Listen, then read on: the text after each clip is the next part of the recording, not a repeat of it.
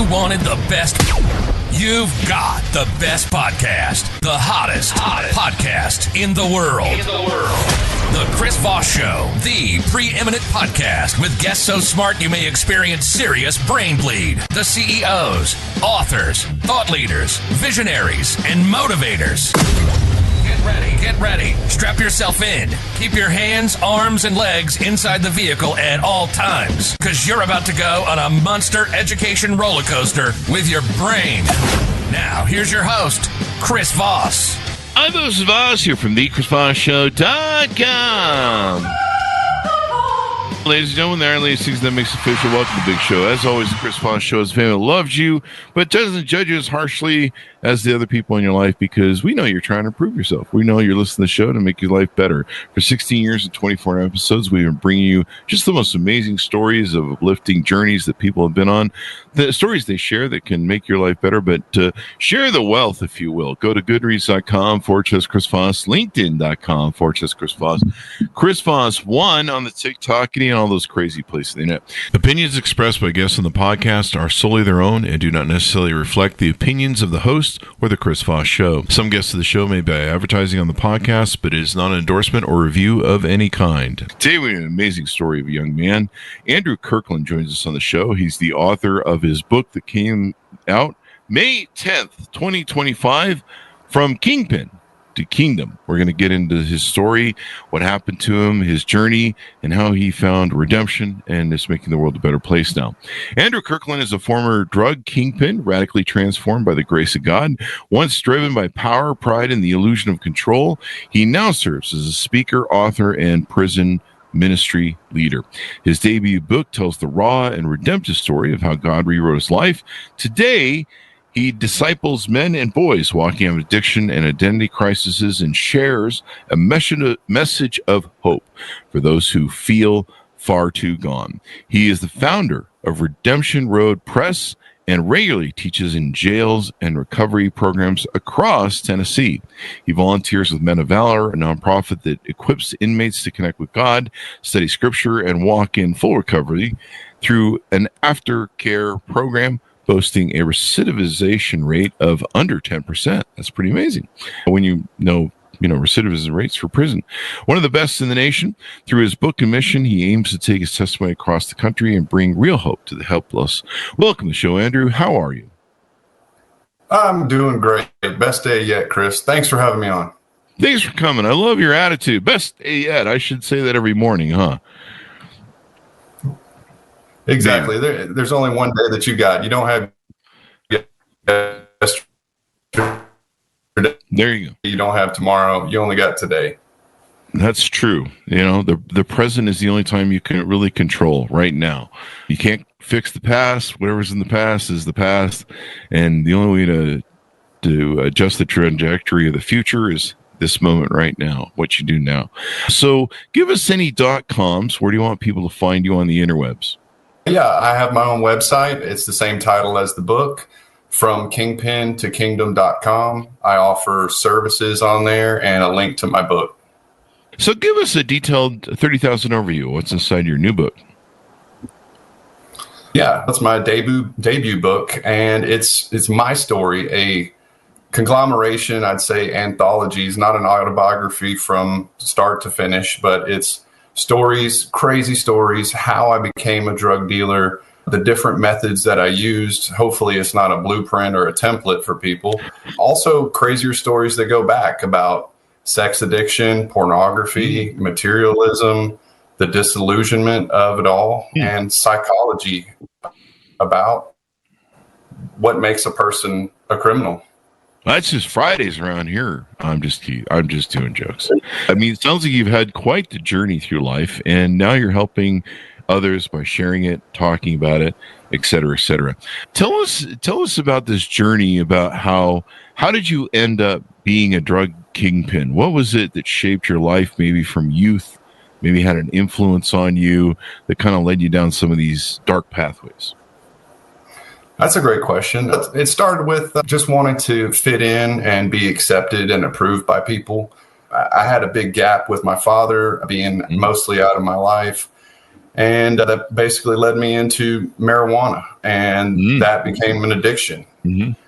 That addiction led into, feeding that desire to want to be approved by people and being in drug circles. And, you can fast forward that with the business degree. I became basically the Walmart of marijuana in the Nashville area. The Walmart of marijuana. And so it's not, did you have an addictive personality? There are people that have an addictive personality and they get addicted to everything and anything. Is that kind of something you had growing up? Absolutely. Both my mother and my father had alcoholism, and I believe that is genetic. And I've been an addict of everything. Wow. Thankfully, I'm hypoglycemic. Even being a veteran of the Navy, I can't drink very much at all. It's just like NyQuil to me. If it weren't for that, I'd have been an alcoholic on top of a drug addict. Wow. Yeah, I was lucky enough that I have a very high tolerance for everything. I don't know why, except for penicillin. Like I could be dead and you can give me one pill of penicillin and I'm alive again. But everything else, you got to drink a lot, which means during alcohol, I drank a lot, but at night. But any of the drugs, it kept me out of any of the drugs because they just weren't interesting at all because they just wouldn't work. So really, that was kind of helpful. Yeah. Cocaine. I tried it once. It was like it made me feel like I was sick with the post nasal drip and gave me about the same rush you get from coffee. Like it just I haven't tried a lot, but a lot of stuff that I've tried, it's just like even aspirin. I have to take 3 or 4 Tylenols just to get it to work. So that kind of helped keep me out of some trouble. I feel you on that. But it sounds like you still found trouble and got into it. And so was your dad in your life or not in your life? Did you have a contentious relationship with him or just a non-existent one? My parents were married till I was 13. My father was 40. And I was his third marriage and his fourth child. Mm-hmm. My father lived a life of adultery, and he was a womanizer, and that became the prime source of his acceptance and approval. It was his relationships. And even though my mom and dad were married, he wasn't there when I was born. He was with other women the entire time. Wow. He would spend a week at home, a month with a woman. So that made the dynamic at home very confusing. Yeah. And I got to spend very little time with my dad. Wow. And a young man needs his father in his life, that's for sure. It's, men need men to raise men. So in essence, how do you get involved in drugs and dealing drugs and building this Kingpin kingdom? You have to start off small, and you have to find sources that you can rely upon to get drugs from. Marijuana has always been very, very prevalent, and almost every drug user uses that. So that's a good baseline and a good business model if you're trying to make money. So I first started with 1 ounce at a time, and it was basically to fuel my own addiction. If you buy an ounce of marijuana and break it into 4 pieces, you can sell 3 of them at street value and have yours for free. So that was my primary motivation in the beginning, because as a marijuana addict, you can spend $400 a month in personal use, which can pay a car note. And I got tired of that. That was my initial start of wanting to do that. Now, getting the funds to get more and more and more as I was using it, that's when I found a good source that had I basically found the guy who was dealing and the guy above him, and I made contacts with that guy. So it was all on credit. It was basically all on credit. Wow. And so were you, some people will get into drug dealing to fund their own habit. I've had friends that did that in their youth.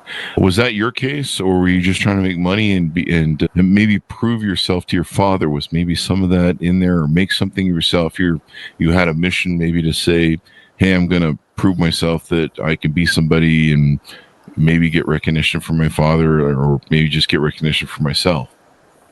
I always wanted my father to be proud of me. But the reason why I got into it to begin with was to fund my own addiction. But once I started to feel the nurturing of being approved of by my peers, that's what fueled what was missing from my childhood. I was able to feed into that acceptance of other people wanting attention from me. And that's what I nurtured the most through the drug dealing, was being the man that everybody wanted to talk to. Being the guy gives you lots of attention, gives you validation, makes, you gives you self-worth. People need you, et cetera, et cetera. And so you go through that. How many years did it take to get set up, or did it take a lot of time? Or tell us about what that journey was like, and then how did you maintain it? I mean, sometimes there's violence and other things that are maintained in keeping a territory on this sort of thing. Oh, I operated in the shadows mostly. And I basically started off with small time deals with just peers. And that led me into my first network of growing marijuana in the Nashville area. The one gentleman, he had some rental properties, and it was a double wide trailer. Me and these other two gentlemen, we started to grow marijuana for several crops. I was the chief laborer because I didn't have much money. And when that kind of piddled out, one of the guys got busted, and I ended up having to burn everything that was in the house. Didn't burn the house down, but I took everything outside, burned it all, then formulated a new plan with the other partner. We cut the other guy out that got busted. And then we just started growing from that point on. Growing, I mean the business. Colorado and California were both legalized. So that's when we started doing some transportation between those states. I took on the customers of the one partner, and that's when my business started to just explode. Wow. There you go. And so how many years did that go? And then what happened? What changed your life? What gave you that moment, that cathartic moment that made you go, I don't know about all this, and maybe I should go someplace else? Yeah. From being a average smoker to running 50 pounds a week, that was about a 4 or 5 year span. I mean, wow. I smoked so much marijuana that time. It's a surprise I remember anything. About, I would say 4 or 5 years from making nothing to 60,000 a month. Wow. It was having everything that made me want to stop. Mm-hmm. Yeah. Now, when you say having everything, because you had everything, or you were addicted to all this stuff and things are going on? Just want to clarify that. Oh, it wasn't about the addiction. I mean, I was maintaining just a heavy marijuana addiction, but it was what I call the disillusionment of having everything. Ah, okay. When you make 60,000 a month for years and years, you have the keys to the city. You can go anywhere and do anything. And every celebrity, every millionaire, if you look at their bios, they all say the same thing. It's when you reach the top of the ladder, you realize that the ladder is leaning on the wrong wall. And it's not what the world says, that if you make all the money in the world that you're going to be happy.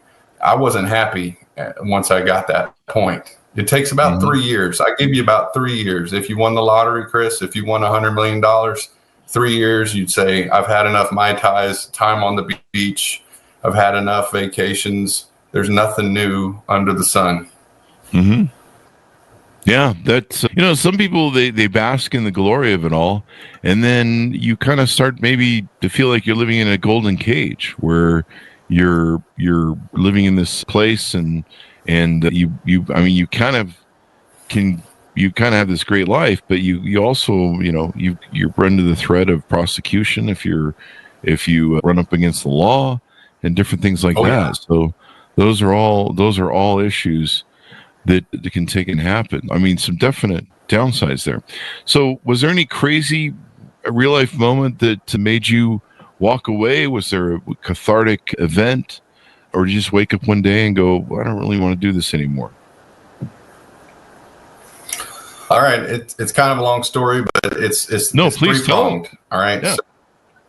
So the first prong was I would regularly do deals at Panera Bread. I would use it as a cover. So I'd have people just go into the back of my car and get a pound or 5 pounds of marijuana at a time. There's a gentleman that sits out selling those newspapers. You know, you see homeless people doing that. And he's got cerebral palsy really bad. He was in the Panera Bread one day, and I walked over to him boldly, like I always speak to people. And I said, "What are you doing selling papers? You need to be collecting disability."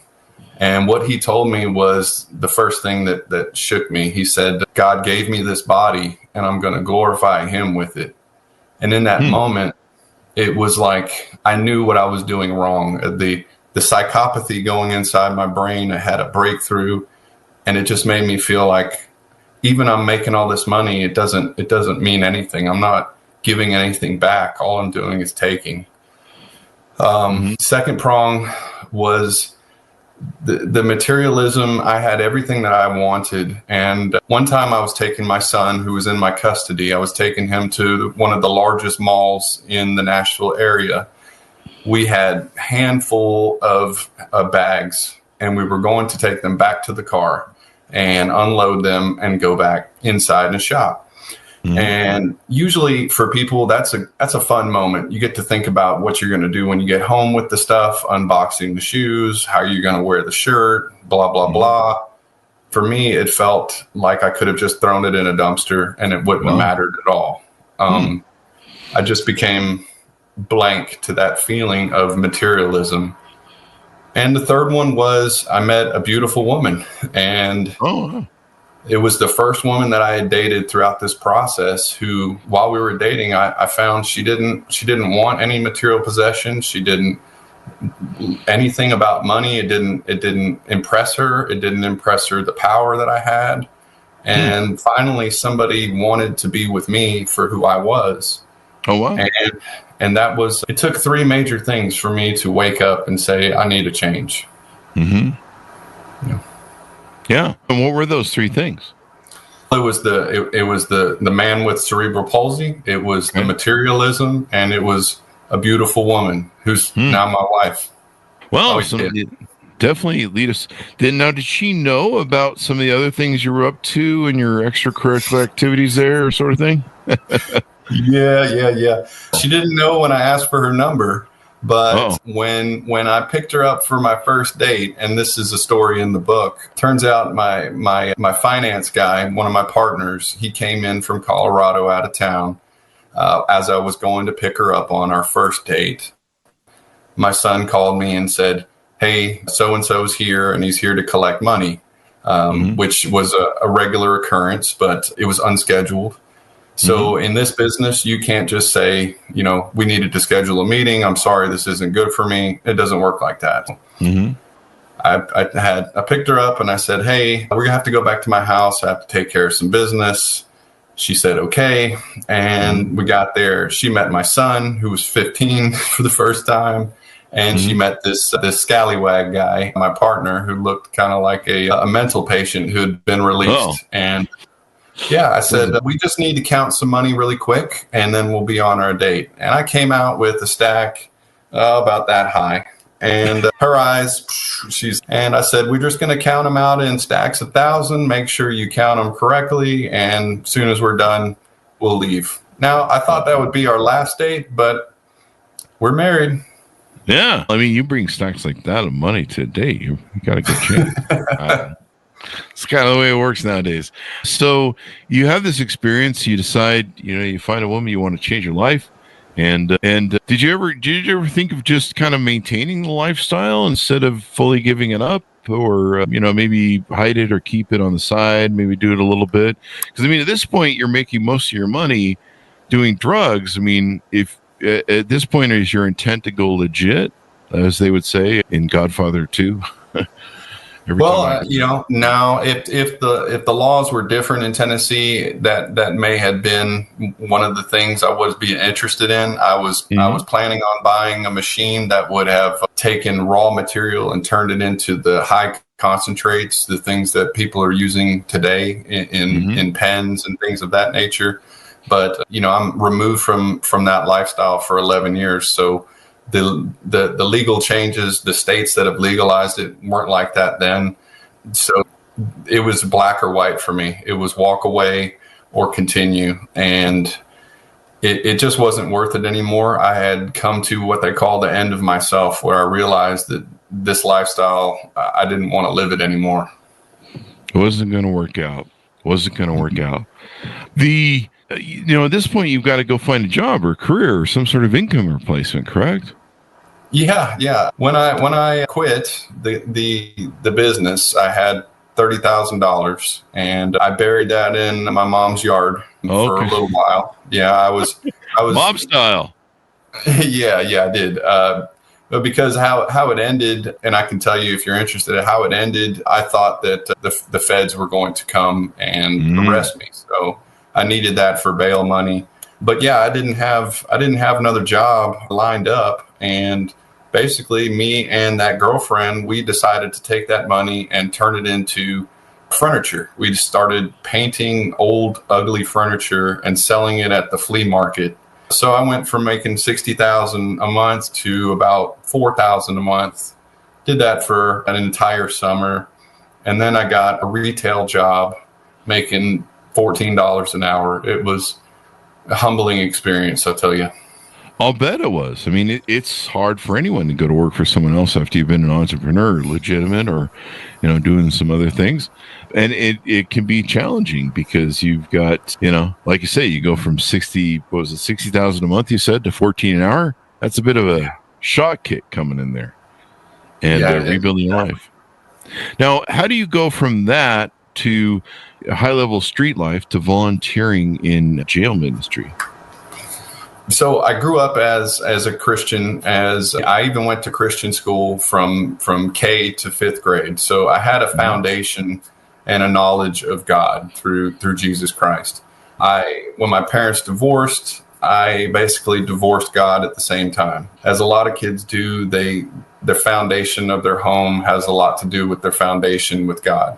And so when that crumbled, I walked away from that relationship. And I knew through all these disillusionments, like I was telling you, with materialism and pleasure and all that just escaping me, I knew that there was something more to life. I knew that because if life is all about what you can get, then I should have been completely happy. But I found myself completely empty.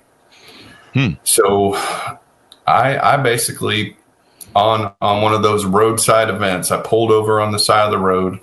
And I just cried out to God. I said a prayer like, God, it's been a very long time since we talked, and I'm an evil guy. I think nothing about just myself. And I kind of made a plea deal with God. I said, if you can get me out of this lifestyle, then I will give you the rest of my life. And 2 weeks later, through an event of my driver getting busted in Nebraska with $115,000 of my money, it was the pin that let the trailer go from the truck. It was the end of the business, as you could say it. Yeah, because you're starting to see that it's just a matter of time, right? It's odds. I mean, I remember what's the famous line from Heat? There's only so many times. The police are always on. I can't remember the line from the movie Heat, but the police are always on call 24/7 monitoring you. All they do is have to catch you. You only have to fuck up once, right? Yeah, you can only slip up one time, man. One time is all it takes. All it takes is one time. The cops can fuck up all the times they want, but all it takes is one time for a criminal to fuck up, and you're caught. And bro, I had cops sitting outside my house on shifts. Really? And I had to move everything, reverse a little bit. I had to move everything to a stash house across the city because the cops were so hot. They were making an indictment case against me. And I had a lawyer. I had my own Sal. You ever watch Breaking Bad? Yes. Yeah, I learned a lot of tips from that show. And I got my own Sal, a top attorney downtown. And he said, I advise you that you should stop doing this. I said, bro, I'm not here to talk about that. I said, help me, give me some pro tips to keep me from getting busted. And I found out, I told him all the crimes I was doing, and multi-state trafficking, child endangerment, prostitution, tax evasion, all that. He said, you're looking at 25 to life federal prison. Wow. Yeah. And it felt like I had one of those dentist lead vests on me, just like it was a lot of pressure I was under. I'm going to tell you. Yeah. Yeah. I mean, you've got the Johnny Law sitting out front and all that good stuff, and all you go. So how do you get involved with the jail ministry? How do you get to where we talked a little bit about you did that? So what did you start doing from there after you kind of reached that point of no return, or it looks like, the walls are closing in, it's time to change my life? How do you build what you have going on now? You've got the Redemption Press, you've written your book, you've been, I believe, visiting people in jail and running a ministry. Tell us how you developed all that. That's a great question. So after my driver was busted, I called all the clients. I told them that the business was over. I'm shutting down. Wow. My main customer, who was buying roughly half of my inventory on a weekly basis, I called him personally, told him what was going on. And I called my finance guy in Colorado, told him what was going on. Now, I still owed him money. 2 days later, and this is the point where this is the foundation of why I do what I do. A couple days later, the guy from Colorado and my main customer, they both come to my house in the middle of the day. And I was the boss. They knocked on my door and walked in, sat down in my living room, told me to sit down. And they looked me dead in the eye and they said, you're going to continue to do this. You're the only way we can continue to do this. And you've made sure that we don't have any of your contacts. The finance guy, he said, I've got another $100,000 loan I'll give you. Just get the driver, just get another load, and let's keep this going, right? Mm-hmm. So I had a moment where I thought about it, and time just stopped. And I remembered that roadside prayer that I had. Mm-hmm. And God spoke to me in this very audible way. And he said to me, what are you going to do? Are you going to serve man or are you going to serve me? Mm. I didn't know what to do to get those men out of my living room, to convince them. They're atheists. And I dropped to my knees, Chris. I closed my eyes. I threw my arms in the air and I cried out to God. I just kept saying, God help me, God help me, God help me. Mm-hmm. They got up, man. They dropped some F-bombs on me. They put their finger in my face and they walked out of my house. Wow. I'll never see from them again. Wow. That's powerful, my friend. That's the foundation where I lay my faith on. He saved me that day. I left myself completely open to that. And it's, they say God is real, but he's been real for me. And so that's the foundation.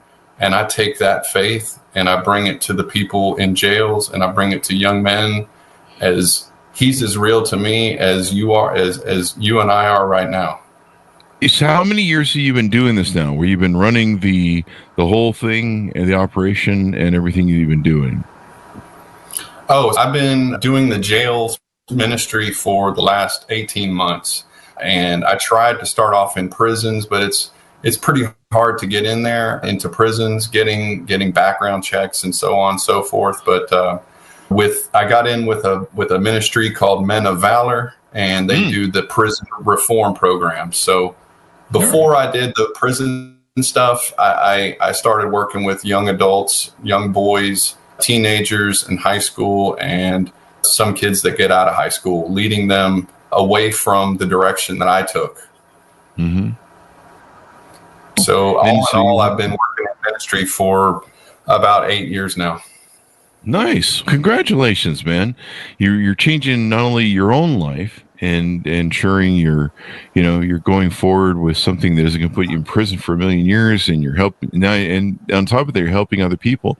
Now I'm looking at the website. I'm seeing that you have several offerings there: speaking requests, discipleship inquiry, prison visit form, group teaching, and prayer requests. Tell us about some of the offerings you have there, and maybe how some people can utilize them, or maybe if they know someone, they can hand that off to that needs that help. Oftentimes, churches have programs like Celebrate Recovery for people with addictions, people with problems with pornography, people with drug addictions. And I like to go in and speak to those groups. So churches can go on my website and look up the form, and it goes directly to an email to me. And I also want to go into more and more prisons, as that's the most enjoyable time I have. When I go to the prisons, it's like my birthday when I go there. It's for them, but I get so much joy out of it. And I also offer one-on-ones with video teleconferencing. And so if anybody needs some discipleship or to basically, I want to be a yield sign to help people. I want to use my life to show people that the fast life is not going to make them happy, and use my life as an example of that. And anytime I can have a speaking engagement, because I've lived 3 or 4 lives in my 45 years. And through that time, I've got a lot of action steps that I can help people take to avoid those pitfalls. Yeah, most definitely. So if someone's out there listening, you've got several ways that they can reach out to you on the website. I was thinking of, other audience members. Maybe they have a family member or someone they love in jail. They can take, and with the prison visit form, that's maybe where you can request to have you come by and help whoever needs help there. Yeah, that's exactly right. So if you're a prison chaplain or you're a captain at a prison and you'd like me to come speak at your prison, especially if it's regional to the southeast, is where I live in Tennessee, I'd be glad to make the drive. You can go on the website and click on that. I'm never too busy to get right back to you. Now you have a discipleship request, and that's where do you only work with men? Because I notice it says here for men seeking direction, healing, and a deeper intimacy with Christ. Is it only for men, or is it available for women too? Women can certainly get a hold of me. Yeah, that'd be just fine. I mean, everybody has addictions, and everybody has hangups and hurts. And I've certainly have talked and discipled women in one-on-one, in person. I don't really encourage that. I'm not a certified counselor.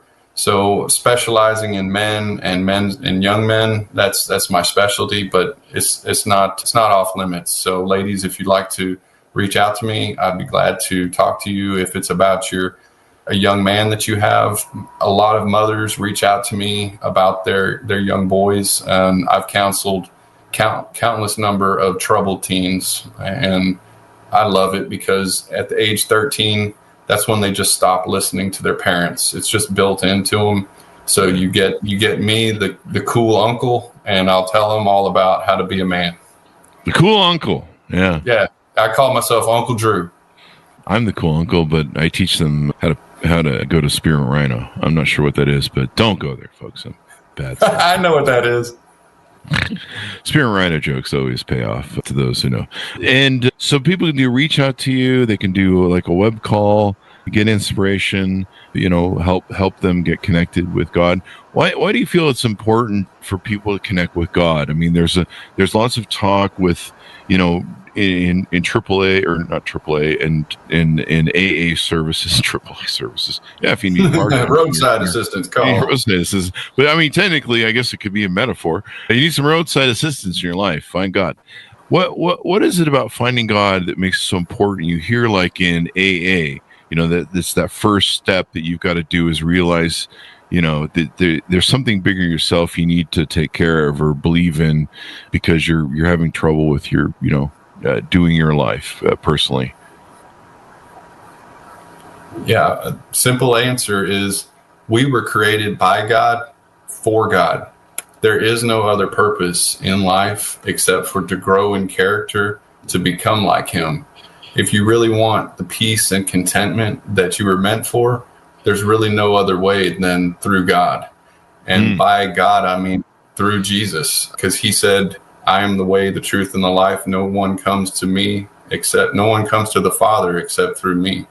So I have found no other contentment other than through God. And that's why I know that I was created for Him.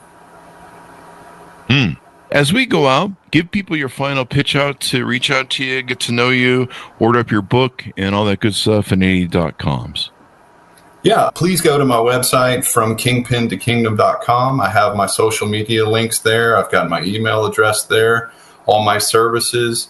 from the personal one-on-one discipleship to speaking engagements, prison form engagements, and group settings. I offer group teaching settings, and also have a link to my new debut book, From Kingpin to Kingdom. You can get it on Amazon, and I am currently working on getting it in all the bookstores like Target, Barnes & Noble, and Walmart.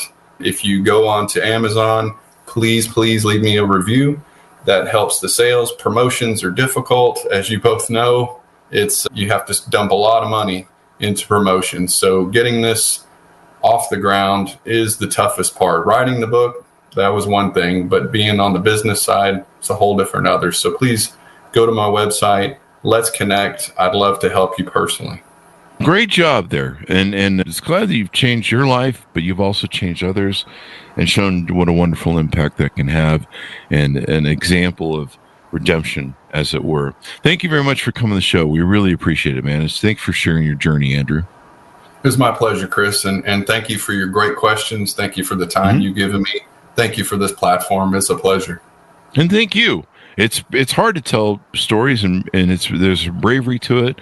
It's hard to write books and put this down to paper.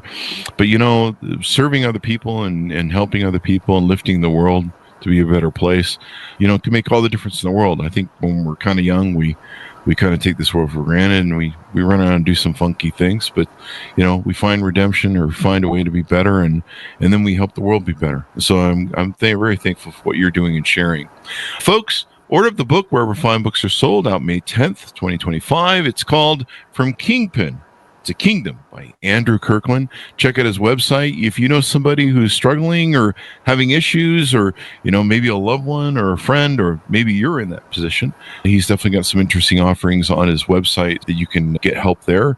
And, people need to find help where they can. And sometimes you need to find that right voice that attunes with you. I know a lot of people, there's just sometimes that moment that comes to them. So anyway, check that out as well. As always, we appreciate our audience. Go to goodreads.com/Chris Voss, LinkedIn.com/Chris Voss.